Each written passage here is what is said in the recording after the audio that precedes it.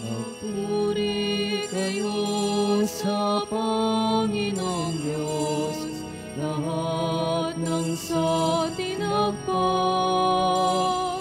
Magsiawit kayo at siya'y pagdangal magpakailanman.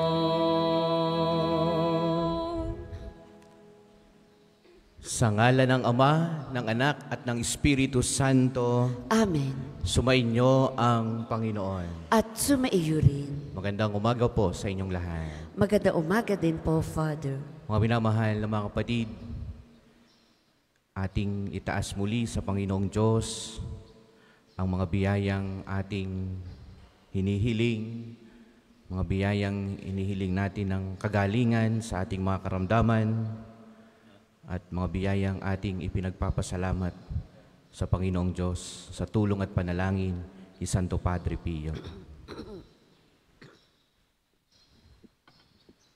Kasama natin sa mga nasa tahanan ngayon ang mga nakikinig sa pamagitan ng Radyo Totoo, ang ginagamit na himpilan ng radyo ng National Shrine, at yung mga kasabay din natin na nasa Facebook Live. At upang tayo ay maging marapat sa banal na pagdiriwang na ito, pagsisihan ang lahat ng ating mga nagawang kasalanan.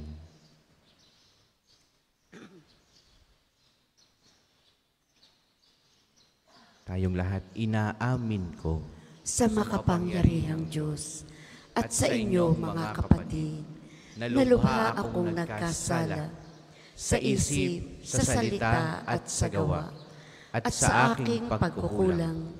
Kaya isinasamo ko sa mahal na Birheng Maria, sa lahat ng mga anghel at mga banal, at sa inyo mga kapatid, na ako'y ipanalangin sa Panginoong ating Diyos.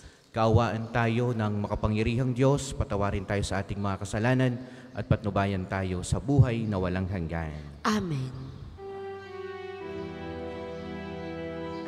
Panginoon, kaawaan mo kami. Panginoon, kaawaan mo kami. Kristo, kaawaan mo kami. Kristo, kaawaan mo kami. Panginoon, kaawaan mo kami. Panginoon, kaawaan mo kami.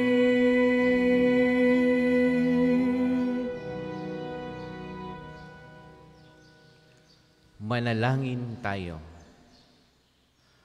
Ama naming makapangyarihan, ang langit at lupa ay iyong pinamamahalaan. Dinggin mo ang pagluhog ng iyong sambayanan at pagkalooban mo kami ng kapayapaan araw-araw sa pamagitan ni Jesucristo kasama ng Espiritu Santo magpasawalang hanggan. Amen.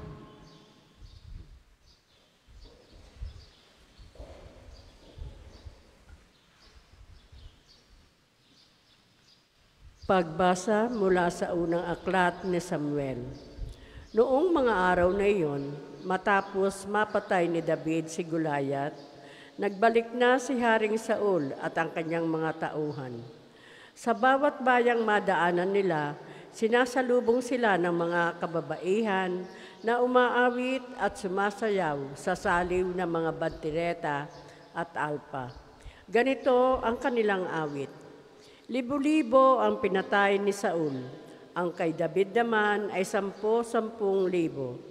Nagalit si Saul at naisaloob niya kung sinasabi nilang 10,000 ang pinatay ni David at ako'y libo-libo lang, kulang na lamang ay siya ang kilalanin nilang hari. At mula noon, naging mainit na ang mata niya kay David. Minsan, nasabi ni Saul kay Jonathan, at sa kanyang mga tauhan ang balak niyang pagpatay kay David. Mahal ni Jonathan si David, kaya sinabi niya rito ang balak ng kanyang ama. Ang sabi niya, binabalak kang patayin ng aking ama. Bukas ng umaga, magtago ka sa isang lugar. Yayayain ko naman ang aking ama sa may pinagtataguan mo at kakausapin ko tungkol sa iyo. Pagkatapos naming mag-usap, sasabihin ko agad sa iyo ang anumang sasabihin niya. Kinausap nga ni Jonathan ang kanyang ama tungkol kay David. Ama, bakit ibig ninyong patayin si David, gayong wala namang ginagawang masama sa inyo? Hindi ba't pinakikinabangan ninyo siyang mabuti? Ipinain niya ang kanyang buhay nang harapin niya si Goliath at niloob naman ng Panginoon na magtagumpay siya para sa Israel. Alam ninyo ito at inyo pang ipinagdiwang. Bakit ninyo siya papatayin, gayong wala siyang kasalanan? Dahil dito, nagbago ang isip si Saul. Sinabi niya, naririnig ng Panginoon, hindi ko na siya papatayin. Ang sagot na ito ng hari ay sinabi naman ni Jonathan kay David. Isinama pa siya ni Jonathan sa hari at tulad ng dati, pinaglingkuran niya ito. Ang salita ng Diyos. Salamat sa Diyos. Ang tugon po sa salmo, may tiwala ako sa Diyos, hindi ako matatakot. May tiwala ako sa Diyos, hindi ako matatakot. Maawa ka, Panginoon, ako'y iyong kahabagan. Lagi akong inuusig, nilulusob ng kaaway. Nilulusob nila ako, walang likat maghapunan. O kay rami nila, ngayong sa akin ay lumalaban. May tiwala ako sa Diyos, hindi ako matatakot. Ang taglay kong sulirani, nababatid mo ng lahat. Pati mga pagluha ko'y may talaang ka ng maingat. Kung sumapit ang sandaling ako sa iyo ay humibik, ang lahat ng kaaway ko ay tiyak na manlulupig, pagkat aking nalalamang Diyos ang nasa aking panig. May tiwala ako sa Diyos, hindi ako matatakot. May tiwala ako sa Diyos, pangako niya'y iingatan. Pupurihin ko ang puon sa pangakong binitiwan. Lubos akong umaasa, may tiwala ako sa Diyos. Kung tao ring katulad ko, hindi ako matatakot. May tiwala ako sa Diyos, hindi ako matatakot. Ang anumang pangako ko'y dadalhin ko sa iyo, O Diyos. Ang hain ng pasalamat ay sa iyo ihahandog. Pagkat ako ay iniligtas sa bingit ng kamatayan, iniligtas mo rin ako sa ganap na katalunan. Ako ngayon ay lalakad sa harapan mo, O Diyos. Nataglay ko ang liwanag na ikaw ang nagdulot. May tiwala ako sa Diyos, hindi ako matatakot. Magsitayo po ang lahat.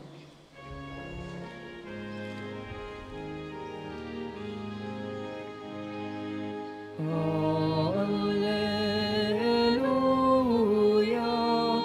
alleluia,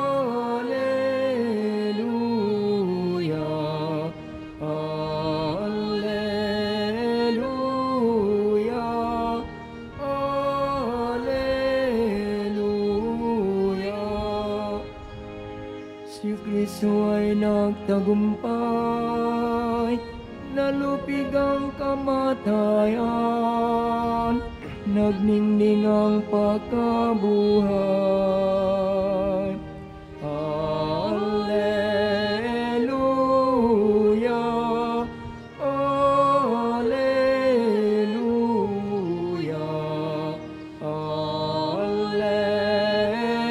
alleluia, alleluia.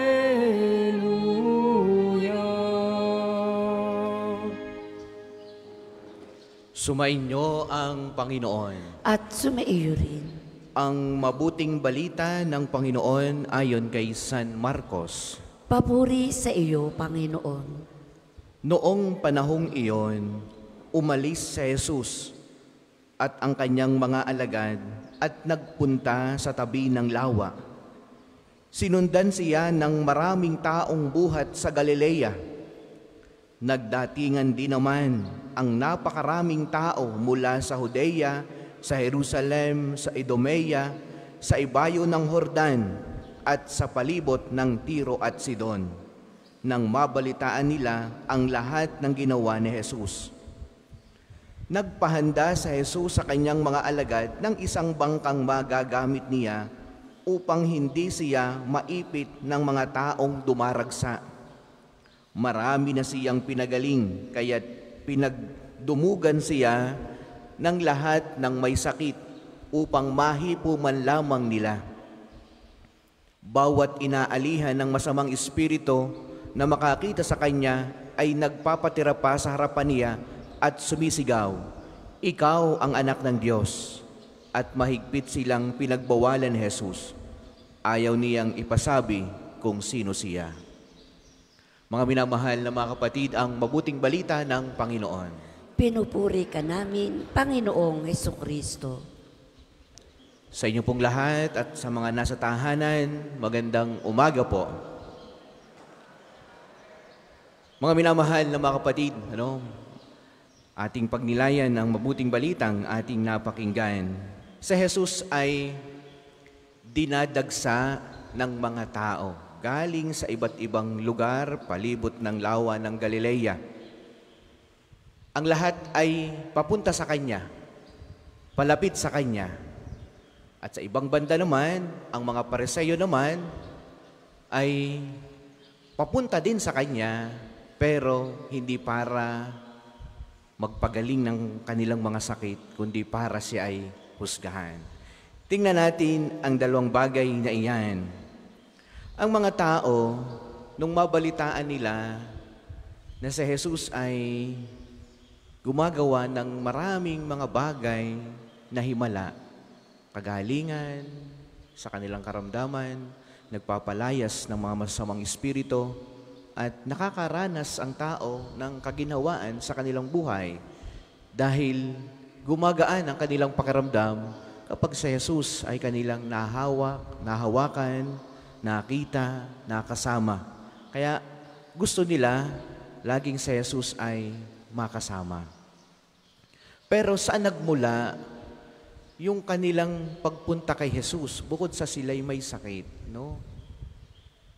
Bakit ang mga tao ito'y dumadagsa kay Jesus, no? Una, dahil ina-acknowledge nila sa kanilang sarili, kinikilala nila ang kanilang sarili, na sila'y may sakit. Sila'y mahina. Sila'y nangangailangan kay Jesus. Sila'y mahirap. Sila'y walang kapangyarihan.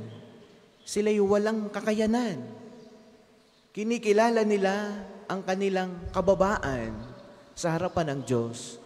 Kaya sila'y tumatakbo palapit kay Jesus. Na-acknowledge nila. Kinikilala yung sarili nilang kahinaan. Mahina ako, wala akong kakayanan, pero ang Diyos ay makapangyarihan. Lalapit ako sa Kanya, kahit hipo man lamang. Pero ang mga Pariseo, silang yung makapangyarihan, ang tingin sa kanilang sarili, makapangyarihan, sila yung may hawak ng batas, Sila yung matataas, Sila'y lumalapit kay Jesus para ibagsak si Jesus. Para si Jesus ay husgahan, hindi para gumaling sa kanilang karamdaman. Mga minamahal na mga kapatid, sa ating paglapit sa Panginoong Diyos, una, ating kilanlin ang ating sarili. Ano yung aking karamdaman? Ano yung aking kahinaan? Yun ang ating idudulog sa Kanya. Yan ang magdadala sa atin sa Diyos. No? Yung pagkilala mo sa iyong sarili, sa iyong mga pinagdadaanan sa buhay, yan ang magdadala sa iyo sa Diyos. At pag iyong tinignan pa ng mas malalim, no, yung lahat ng iyan, ng iyong sakit, mga pinagdadaanan mong mahigpit na problema, no, lost, no, pag iyong tinignan na mas malalim, ang mga yan, ang isa sa mga instrumento ng Diyos ng iyong kaligtasan. Sapagkat, yan ang mga yan, ang magdadala sa iyo, palapit na palapit sa Diyos. No? At tingnan din naman natin ang ginawa ni Jesus sa mga taong dumadagsa. No? Yung maraming tao, anong kanyang ginawa? Siya'y nagpakuha ng isang bangka. No? Siya'y nagpakuha ng isang bangka. Inilayo. Inilayo niya sapagkat siya'y nagigipit. Kaya ang ginawa niya, inilayo niya ang kanyang sarili sa mga tao, inilayo niya ng kaunti. No? At kung inyong titingnan, mga minamahal na mga kapatid, napakahalaga din sa tao nung parang mayroong kang bangka. No? Na minsan, yan ang maglalayo naman sa iyo sa lahat ng problema mo, no? Lahat ng karamdaman mo, lahat ng iyong mga pinagdadaanan, dapat meron kang isang bangkang medyo aagwat dyan at lalayo ng kaunti sa lahat ng iyan para ikaw ay makarelax, makahinga, no? Makapagdasal ng ayos at mas malalim mong makilala ang iyong sarili. Kaya mga minamahal na mga kapatid, sa banal na misang ito, yan ang ating hilingin sa tulong at panalangin ni Padre Pio. Nawa, una, ating palalimin ang pagkakilala sa ating sarili. Ano talaga yung mga kahinaan kong nagpapabagsak sa akin at nagpapalayo sa akin sa Diyos? Kaya ako hindi makalapit sa Kanya. No? Padalwa, nawa, yung ating kahinaan, yung ating karamdaman, yung mga pinagdadaanan natin, nawa, sa isang malalim na pagtingin, yan ang magdala nawa sa atin, sa ating kaligtasan, sapagkat yan ang magpapalapit naman sa atin sa Panginoong Diyos. Pangatlo, sa pagdami ng pagsubok sa buhay, sa pagdami ng mga pinagdadaanan mo, dapat minsan, meron ka ding isang bangka na maglalayo sa iyo, aagwat ng kaunti sa mga ito. No? Para ikaw naman ay makaranas din ng kaginhawaan. Iba't ibang form yan na pwede mong gamiting iyong pinakabangka na maglalayo sa iyo para ikaw ay maka-unwind, maka-relax, no? Makapagpahinga. Minsan, ang iba, ina-isolate ang sarili para makapagdasal. Pumupunta sa isang lugar na tahimik para malalim na makipag-ugnay sa ating Panginoong Diyos. Para sa mga maghahandog ng sobre, pakihulog na lamang po sa buslo.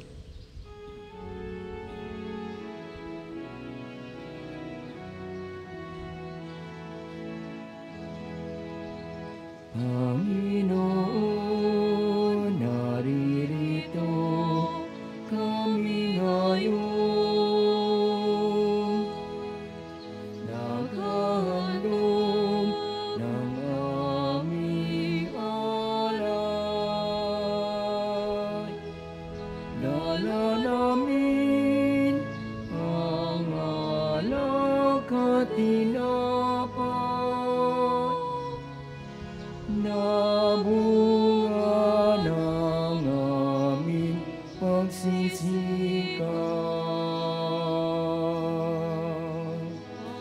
Panginoon, naririto kami ngayon.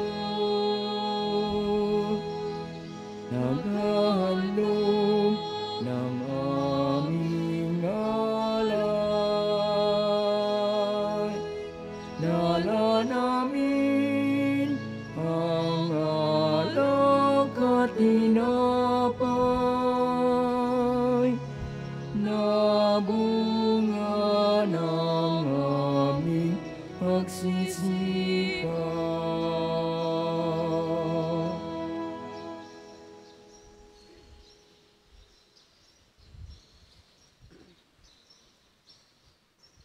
Magsitayo po ang lahat. Manalangin kayo mga kapatid upang itong ating paghahain ay kalugdan ng Diyos Amang makapangyarihan. Tanggapin nawa ng Panginoon itong paghahain sa iyong mga kamay, sa kapurihan niya at karangalan, sa ating kapakinabangan at sa buong sambayanan niyang banal. Ama naming lumikha, ipagkalobong marapat na ganapin ang banal na paghahain sapagkat tuwing ipinagdiriwang ang alaala ng anak mong nag-alay, ang pagliligtas niya sa lahat ay nangyayari upang aming pakinabangan sa pamagitan niya kasama ng Espiritu Santo magpasawalang hanggan. Amen. Sumainyo ang Panginoon. At sumaiyo rin. Itaas sa Diyos ang inyong puso at diwa. Itinaas na namin sa Panginoon. Pasalamatan natin ang Panginoong ating Diyos. Marapat na siya ay pasalamatan. Ama naming makapangyarihan, tunay ngang marapat na ikaw ay aming pasalamatan. Pinagbibigyan mong ito'y aming maihayag, kahit na ito ay walang anumang maidaragdag sa kadakilaang sa iyo ay likas.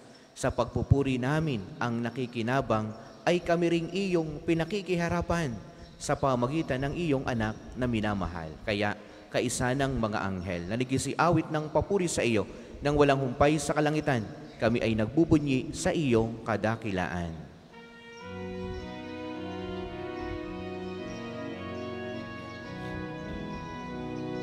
Santo, Santo, Santo, Panginoong Diyos ng mga hukbo, napupuno ang langit at lupa ng kadakilan mo.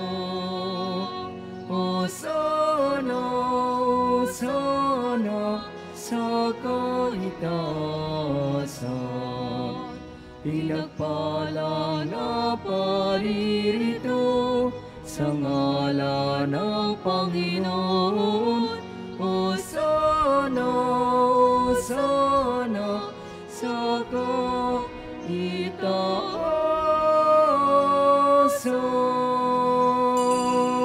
Kung hindi makaluluhod, manatili pong nakatayo ng may paggalang. Ama naming banal, ikaw ang bukal ng tanang kabahanalan. Kaya't sa pamamagitan ng iyong Espiritu, gawin mong banal ang kaloob na ito upang para sa amin maging katawan at dugo ng aming Panginoong Hesukristo. Bago niya pinagtiis ang kusang loob na maging handog, hinawakan niya ang tinapay, pinasalamatan kaniya, pinaghati-hati niya ayon, iniabot sa kanyang mga alagad at sinabi, "Tanggapin ninyong lahat ito at kanin, ito ang aking katawan na ihahandog para sa inyo."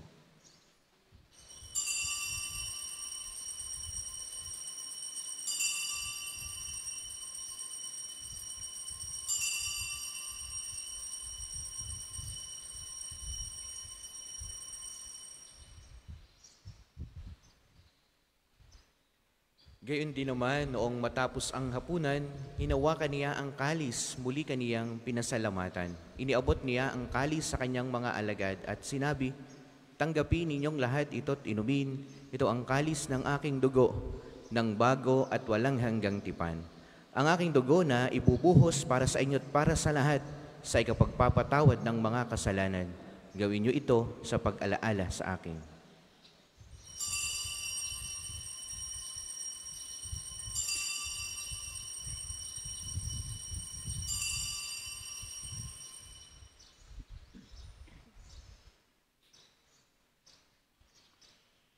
Ipagbunyi natin ang misteryo ng pananampalataya. Si Kristo'y namatay, si Kristo'y nabuhay, si Kristo'y babalik sa wakas ng panahon. Ama, ginagawa namin ngayon ang pag-alaala sa pagkamatay at muling pagkabuhay ng iyong anak. Kaya tiniaalay namin sa iyo ang tinapay na nagbibigay buhay at ang kalis na nagkakaloob ng kaligtasan. Kami nagpapasalamat dahil kami iyong minarapat na tumayo sa harap mo para maglingkod sa iyo. Isinasamo namin kaming magsasalo-salo sa katawan at dugo ni Kristo ay mabuklod sa pagkakaisa sa pamamagitan ng Espiritu Santo. Ama, ilingapin mo ang iyong simbahang laganap sa buong daigdig. Puspusin mo kami sa pag-ibig kay San Francisco na aming Santo Papa at ni Gilbert na aming Arsobispo at ng lahat ng kaparian. Alalahanin mo rin ang mga kapatid naming nahimlay nang may pag-asang sila'y muling mabubuhay, gayon din ang lahat ng mga pumanaw. Kaawaan mo sila at patuloyin sa iyong kaliwanagan. Kaawaan mo at pagingdapatin kaming lahat na makasalo sa iyong buhay na walang wakas. Kaisa ng mahal na Birheng Maria na ina ng Diyos, ni San Jose na kanyang kalinisan-isang esposo, kaisa ng mga apostol at ng lahat ng mga banal na namuhay dito sa daigdig ng kalugod-lugod sa iyo. May pagdiwang nawa namin ang pagpupuri sa ikararangal mo sa pamamagitan ng iyong anak na aming Panginoong Heso Kristo.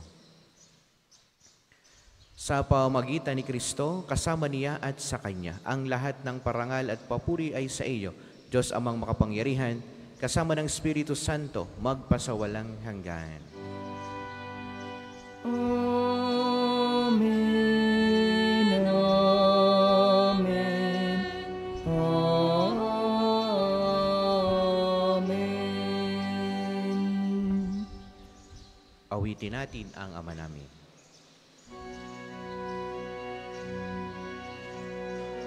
Ama namin, sumasalangit ka, sambahin ang ngalan mo, mapasangit ang kaharian mo, sundin ang loob mo dito sa lupa para nang sa langit. Bigyan mo kami ngayon ng aming kakanin sa araw-araw. At patawarin mo kami sa aming mga sala para nang pagpapatawad namin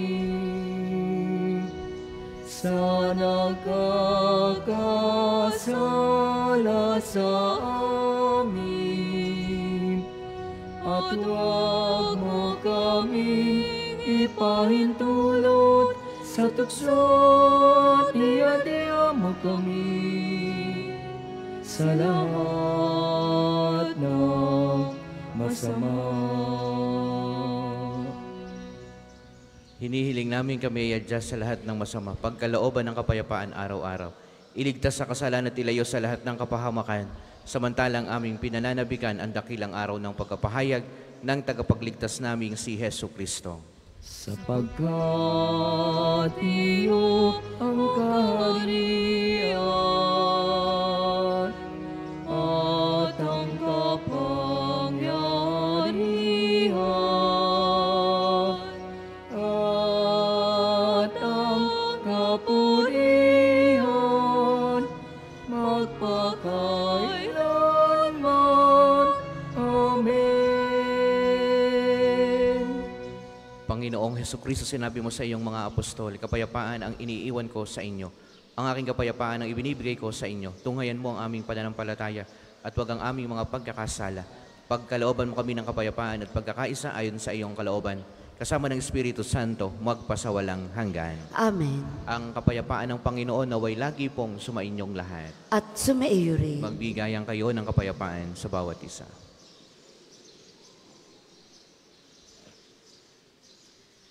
Kordero ng Diyos na nag-aalis ng mga kasalanan ng sanlibutan, maawa ka sa amin.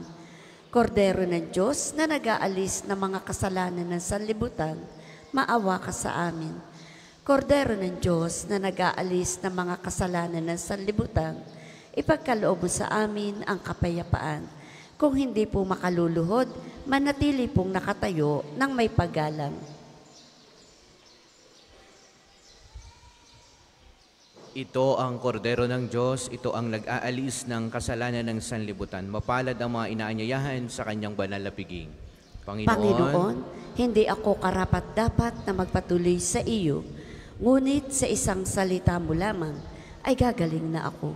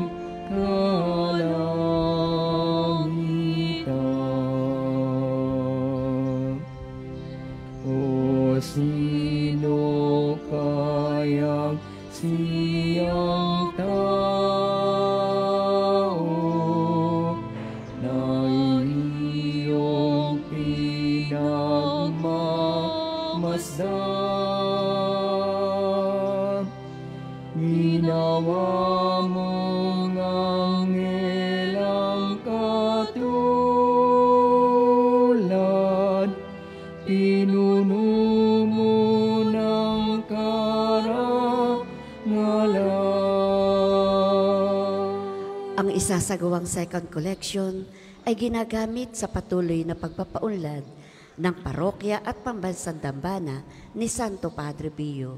Salamat po sa inyong handog.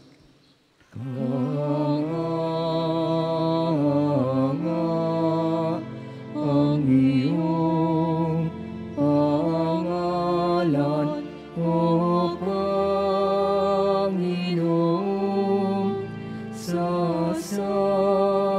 kalupaan ipinagbunyi mo ang iyong kamahalan sa buong kalangitan.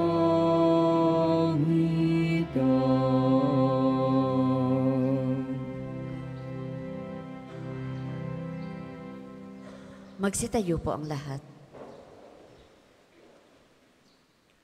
Manalangin tayo.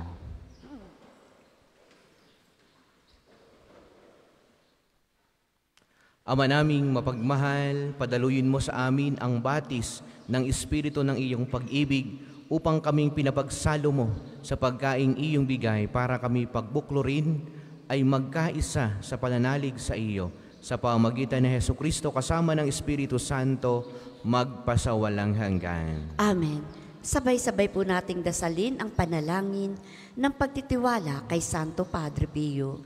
Padre Pio, taga Petrelcina, mongheng banal, pintakasing santo ng milenyong kasalukuyan, gabay namin sa pagtahak sa landasing makalangit, takbuhan sa pangangailangan, huwara ng pagtitiis.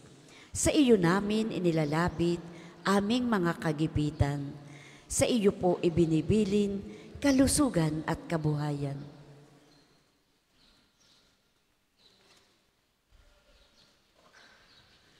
Di man karapat-dapat, kami po ay pagbigyan, bendisyonan at basbasan, maging ganap sa buhay. Lumayo nawa kami, umiwas sa kasalanan, lumapit lagi sa Diyos, maging matatag at matibay. Sa mabuting balita ng pagliligtas, turuan mo kami nawa. Sa tuwina ay makinig, magnilay at sumampalataya. Amin pong pakiusap, itong mga kahilingan, puso ay nagsisisi, nagtitikang taimtiman. Di na muling magkasala, sunod lagi sa Diyos Amang, kaisa ng Espiritu at ni Jesus na tagapamagitan. Amen. Magsiupo muna po ang lahat para sa mga patalastas. Una, sa inyong pagdalaw sa pambansang dambana, mangyaring pakaingatan ang inyong mga personal na gamit. Hangad namin ang isang matiwasay at maayos na pagbisita sa National Shrine. Ikalawa, mga kapiyo, kami po ay humihingi ng inyong kaunting oras at pakikiisa para sa pagsusulat ng inyong mga pangalan at ilang detalye sa ating Pilgrim's Information Record Books na makikita sa paligid ng ating mga simbahan. Ito po ay bahagi ng documentation program para sa pagpapalawig ng mga datos at turismong pangsimbahan at bilang alaala din po ng inyong pagbisita sa pambansang dambana. Para po sa ating mga balikbayan, OFW at mga kasama ninyong foreigners, doon po kayo magsusulat sa International Pilgrim's Record Book. Gagabayan po kayo ng ating mga tagapaglingkod. Ikatlo, sa darating pong Martes ay ika-23 ng buwan, ang araw ng pagpapagaling ng Panginoon sa pamamagitan ni Santo Padre Pio. Ang mga oras ng healing mass at healing liturgy na may paggagawad ng langis ay sa ganap na ikasiyam ng umaga at ikalima ng hapon. Kayo at ang inyong mga may sakit ay inaanyayahan. Ang susunod pong misa ay sa ganap na ikasampu ng umaga. Maraming salamat po at mangyaring panatilihin natin ang kalinisan, katahimikan at diwa ng pananalangin sa loob at labas ng ating mga simbahan. Magsitayo na po ang lahat para sa pagbabasbas ng religious articles. Mga kapatid, manalangin tayo sa Diyos, Amang makapangyarihan, upang tayo maging kawangis ni Kristo sa taimtim na pagdalangin sa tulong ng mga larawan at mga dasalan. O Panginoong Diyos, Ikaw ang bukal ng lahat ng pagkapala at biyaya. Ibuhos mo ang iyong bendisyon sa mga gamit na ito, sa pananalangin, mga rosaryo, mga imahin, mga dasalan, na nagpapaalaala ng iyong kabutihan, kabanalan at pagmamahal sa amin, upang ang lahat ng dumulog at magdasal gamit ang mga ito ay magtamo ng iyong awa at biyaya. Loobin mong tularan nawa nila ang kabanal at aral ng Panginoon at ng mga santo magpasawalang hanggan. Amen. Ama namin, sumasalangit ka. Sambahin ang ngalan mo. Mapasa amin ang kaharian mo. Sundin ang loob mo dito sa lupa para nang sa langit. Bigyan mo kami ngayon ng aming kakanin sa araw-araw at patawarin mo kami sa aming mga sala para nang pagpapatawad namin sa nagkakasala sa amin. At huwag mo kaming ipahintulot sa tukso at iadya mo kami sa lahat ng masama. Amen. Aba Ginoong Maria, napupuno ka ng grasya. Ang Panginoong Diyos ay sumasa iyo. Bukod kang pinagpala sa babaing lahat, at pinagpala naman ang iyong anak na si Jesus. Santa Maria, Ina ng Diyos, ipanalangin mo kaming makasalanan, ngayon at kung kami mamamatay. Amen. Luwalhati sa Ama, sa Anak, at sa Espiritu Santo, kapara nung una, ngayon, at magpasawalang hanggan. Amen. Aba Ginoong Maria, napupuno ka ng grasya. Ang Panginoong Diyos ay sumasa iyo. Bukod kang pinagpala sa babaing lahat, at pinagpala naman ng iyong anak na si Jesus. Santa Maria, Ina ng Diyos, ipanalangin mo kaming makasalanan, ngayon at kung kami mamamatay. Amen. Luwalhati sa Ama, sa Anak, at sa Espiritu Santo, kapara nung una, ngayon, at magpasawalang hanggan. Amen. Luwalhati sa Ama, sa Anak, at sa Espiritu Santo, kapara nung una, ngayon, at magpasawalang hanggan. Amen. Luwalhati sa Ama, sa Anak, at sa Espiritu Santo, kapara nung una, ngayon, at magpasawalang hanggan. Amen. Sumainyo ang Panginoon. At sumaiyo rin. At pagpalaing kayong lahat ng makapangyarihang Diyos, ang Ama, ang Anak, at ang Espiritu Santo. Amen. Ang banal na misa ay naialay na humayo kayong lagi sa pag-ibig ni Kristo. Salamat sa Diyos. Tumayo at ipahayag Kanyang pagkaling at habag, isabuhay pag-ibig at katarungan, tanda ng Kanyang kaharian.